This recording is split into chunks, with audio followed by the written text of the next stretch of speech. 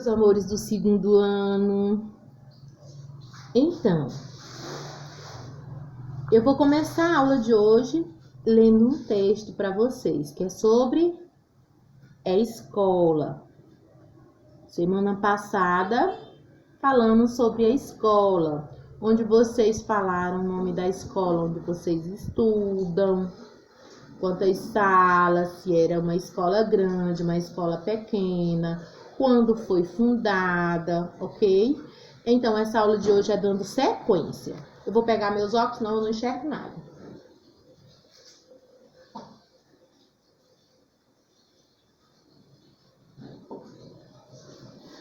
Nunca é tarde para ir à escola.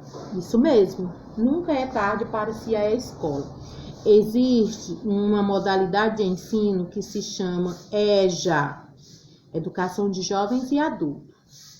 Esse sistema de ensino, ele é usado para aquelas pessoas, ele é indicado, na verdade, para aquelas pessoas que não tiveram chances de estudar quando eram crianças, ou porque não havia escola na localidade onde moravam, ou por falta de tempo, porque trabalhavam muito. Em outras épocas, as crianças não tinham tanta liberdade para brincar como hoje. Hoje, as crianças têm um regulamento que fala sobre todos os direitos e deveres das crianças. Se vocês perguntarem, o papai vai dizer que realmente é verdade. E ainda tem o conselho tutelar. Pois bem, muitas pessoas adultas não puderam frequentar a escola quando eram crianças. Algumas delas são analfabetas. Eu já falei sobre esse termo em sala de aula, lembram? Quando eu me referi àquelas crianças que têm maior dificuldade em aprender o nome. Porque os nossos documentos, a gente precisa aprender o nome cedo. Porque quando você vai tirar o seu documento, você tem que assinar de próprio punho. Se você não conseguir assinar o seu nome, você vai assinar com o quê? Só com o dedão. Daí, o escrivão que está fazendo o seu documento, ele vai colocar que você é o quê? Analfabeto. Peçam, por exemplo, o RG do avô de vocês. Se ele é um aluno, se ele foi alfabetizado, ele vai ter, aliás, a assinatura dele. Porém, se ele foi uma criança que não foi alfabetizado, como é que ele escreveu o nome dele? Então, vai ter só o dedão dele, e aí vocês irão observar, tem o nome em negrito, bem grande. Analfabeto. É por isso que eu falo praticamente todo dia, eu falo sobre a importância de estudarmos. Porque tem criança que não gosta de estudar, não gosta de ir à escola, fica com preguiça e não pode ter preguiça, ok? Então, fiquem alertas e ensinem quando essa pandemia passar, porque agora não podemos ir visitar o vovô e nem a vovó. Mas quando passar, se tiverem essa chance, ensinem eles a aprender a escrever o nomezinho deles, eles irão se sentir muito importantes. É muito importante estudarmos e é um direito das crianças. Direito a brincar, a casa, moradia e a estudo. Algumas delas são analfabetas. Isto é, não sabem ler nem escrever. Então, analfabeto quer dizer o quê? Não saber ler, não saber escrever. Procurando vencer as dificuldades encontradas no dia a dia, vários jovens e adultos retornam à escola para serem alfabetizados ou continuarem seus estudos. Então, quem estuda, aprende a ler e a escrever, é chamado de alfabetizado. Quem não aprendeu a ler e a escrever, analfabeto. Aí vocês poderão observar aqui a leitura de imagem dessa sala de aula. E vocês poderão observar que não tem nenhuma criança aqui, ok? São jovens e adultos, ok?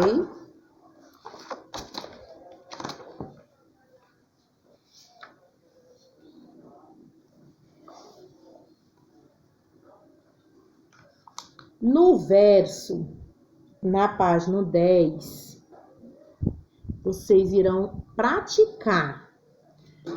Na página 11, irão divertir-se, ok?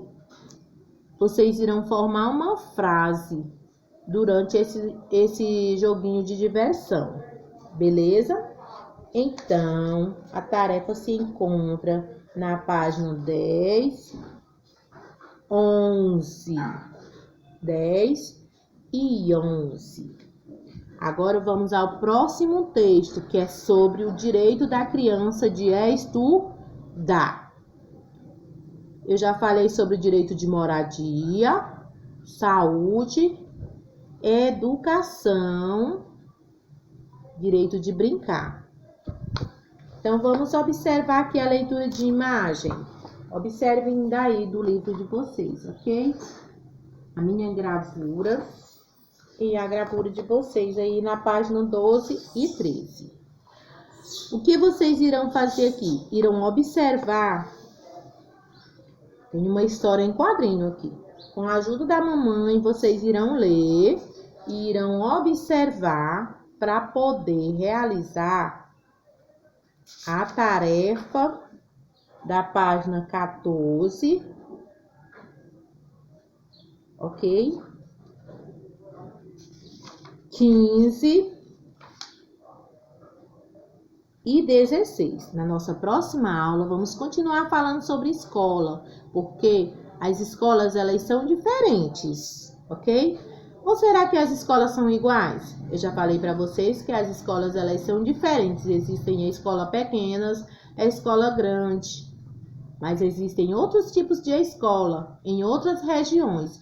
E é sempre bom aprendermos sobre a cultura de outros povos, ok? Então, vocês irão ler o texto. Toda criança tem o direito de estudar para poder realizar a atividade. Onde se encontra a atividade? Página 14,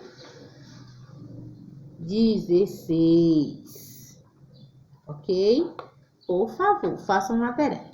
Esse aqui é o nosso livrinho de geografia, ok?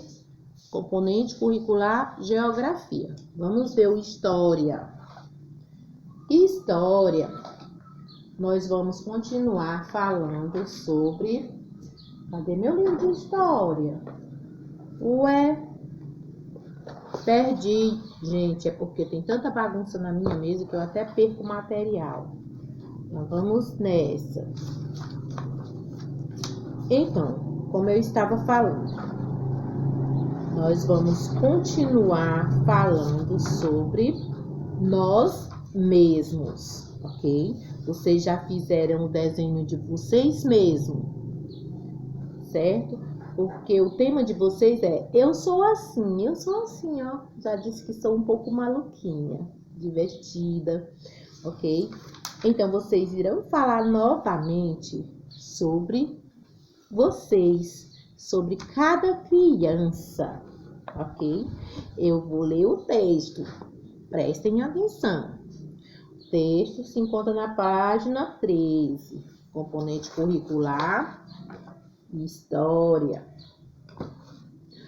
O sinal pessoal. As características físicas são elementos muito importantes para a identificação de uma pessoa. Entre os surdos, lembrem-se, eu falei que na nossa escola temos uma criança surda-muda. Quem é ela? Isso mesmo. Aquela menininha lá da sala do 4º ano, ela é surda-muda. Quem sabe o nome dela? Não vou nem falar. Vocês irão captar na mesma hora de quem eu estou falando. Ela tem um irmãozinho chamado Felipe. É só uma pista. As características físicas também são muito importantes. Os surdos utilizam diversos sinais e gestos para se comunicarem entre si. No Brasil, o conjunto de gestos e sinais utilizados pela comunidade surda é chamada de Libras. Lembram que nós, em sala de aula, a gente leu todo o alfabeto fazendo os gestos, porque tem no livrinho de vocês, ele traz o livro de português. Aí a gente aproveitou para ficar lá todo mundo calado, prestando atenção nos sinais. Pois foi. Língua brasileira de sinais. Libras quer dizer o quê? Língua brasileira de sinais. Meu livro está todo rabiscado, mas dá para ler. Entre aqueles que usam a língua de sinais, é bastante comum que cada um tenha seu sinal pessoal. Ele é uma identidade visual, um tipo de nome que é escolhido de acordo com sua personalidade ou suas características físicas. Veja como Cícero é identificado entre seus colegas. Na ilustração ao lado, ele demonstra como é seu sinal pessoal. Observem a ilustração. Ele está mostrando. Ele é um meninozinho chinês ou japonês aí? Tá mais para coreano. Não dá muito bem para identificar. Mas observem que os japoneses, eles todos têm os olhinhos puxados. Daí todo mundo sabe que quando se faz assim, estamos falando desse menininho aqui. Vou dar um exemplo de um surdo-mudo aqui da minha cidade. Eu trabalhava na casa dele quando eu era adolescente. Eu e a minha irmã. A minha irmã, ela tem os lábios bem gordos, mais do que o meu. Agora vocês imaginam o tamanho da boca dela se a minha é grande. Pois bem, eu era bem autona, bem compridona. Então, quando ele queria perguntar onde eu estava, ele tocava na minha irmã e perguntava. Quando ele queria perguntar para mim sobre a minha irmã, ele tocava no meu ombro e fazia assim. Ok? A irmã dele, mais velha, ele fazia assim. A bebezinha, a irmã dele, assim. A outra irmãzinha dele, ele fazia assim, porque ela usava o cabelo cortado bem curtinho. Uma prima que morava na casa dele, ele fazia assim, porque ela já estava nascendo em seiozinho. Já a mãe dele, ele fazia assim. E o papai, assim, porque o papai tinha um bigode muito fechado. Então, ele fazia assim.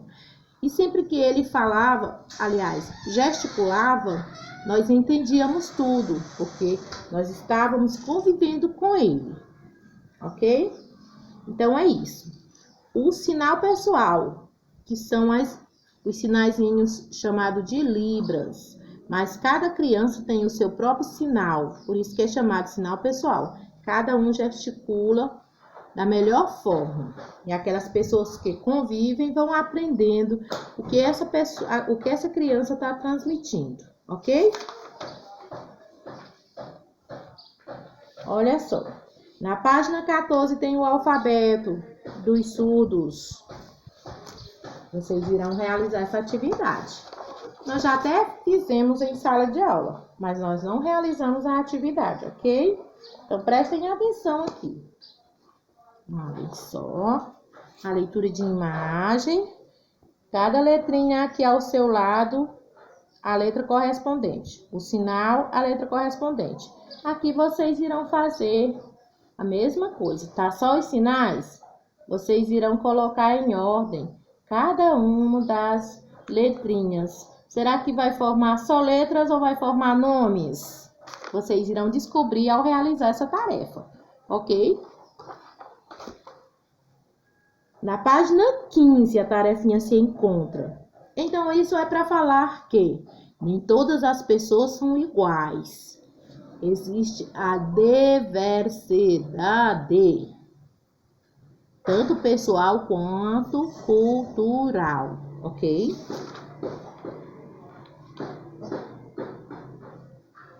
Pronto, vamos continuar falando sobre o nosso próprio nome. Eu tenho um nome. Quem escolheu não fui eu. Lembram daquele texto que a menininha disse, mas eu não escolhi meu nome? Por que escolheram um nome por mim? Eu queria, quando crescer, escolher meu próprio nome. Pois bem, eu também não gosto do meu nome. Não fui eu que escolhi. Se eu fosse uma criança que pudesse escolher o meu nome, eu teria escolhido outro. Eu tenho um nome. A minha mãe, professora de música, escolheu o meu nome por causa de uma cantora de quem ela gostava muito. Além disso, ela achava o nome Maísa bonito. Minha mãe se chama Mércia, porque a minha avó leu esse nome em um livro de que gostou. Lembrem-se, já fizemos essa leitura em sala de aula, ok? É só para reforçar, porque nós estamos revisando. A tarefinha vocês irão realizar no livro. Em sala de aula não tem como a gente realizar, porque eu elaboro as atividades. Aqui vocês irão realizar. Professora, posso passar para o meu caderninho para a letra ficar toda cursiva? Pode, mas se você quiser pode responder aqui também, ok? Pronto? Vocês irão dar continuidade com a ajuda da mamãe na página 18. Ler um trecho de um texto e irão fazer a atividade. É continuando a história de uma família, tá?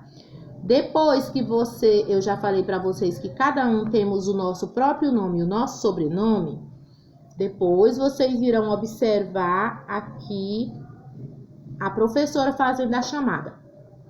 O que vocês aprenderam na sala de aula? Que eu faço a chamada, chamando vocês pelo nome e pelo sobrenome. Adriel Gomes da Silva. Eu vou na ordem alfabética e eu não faço a chamada falando pelo número. Eu falo pelo nome, que é para vocês aprenderem que vocês têm nome e sobrenome. Pois bem, pois aqui é falando sobre os sobrenomes. Irão ler com a ajuda da mamãe e irão fazer, é só um pouquinho, só marcar um xizinho, ok? Pronto, é isso, ok? Depois, nós vamos continuar falando sobre nós mesmos na nossa próxima aula, que é sobre a origem de alguns nomes, ok? E é isso, realizem as atividades. Façam foto e não esqueçam de me enviar. Eu vou estar aguardando. Um beijo.